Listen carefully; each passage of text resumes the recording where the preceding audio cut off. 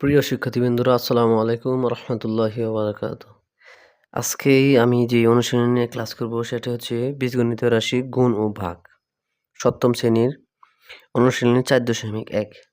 সপ্তম শ্রেণীর অনুশীলনী ৪.১ এ প্রথম আছে গুণ।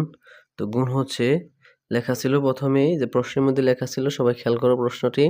বলা আছে যে প্রথম রাশিকে দ্বিতীয় রাশি দ্বারা গুণ করো। তাহলে প্রথম রাশি কি লেখা হয়েছে 3ab এবং দ্বিতীয় রাশি কি 4a3। সমাধান লিখলাম। এখন যখন আমরা অঙ্কটা করব তখন সমাধান লিখব। তারপর হচ্ছে প্রথম রাশি হচ্ছে 3ab। এখন আমরা 3ab কে কি করব? দ্বিতীয় রাশি দ্বারা গুণ করব। বলা হয়েছে যে প্রথম রাশিকে দ্বিতীয় রাশি দ্বারা গুণ করো। তো আমরা কি করলাম? প্রথম রাশিকে দ্বিতীয় রাশি দ্বারা গুণ করলাম। এখন গুণ করার পরে আমরা কি করব?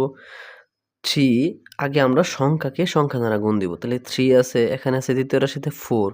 তাহলে 3 কে 4 দ্বারা গুণ দিলে 3 4 কত হবে? 12 মানে 12 হবে। এবং একে আমরা কি করব? 1 কিউব দ্বারা গুণ দিব। যদি আমরা একে 1 কিউব দ্বারা গুণ দেই তাহলে এর উপরে কোনো পাওয়ার নেই। যদি পাওয়ার না থাকে তাহলে আমরা ধরে নিব যে এটার উপরে পাওয়ার আছে কত? 1। পাওয়ার কত?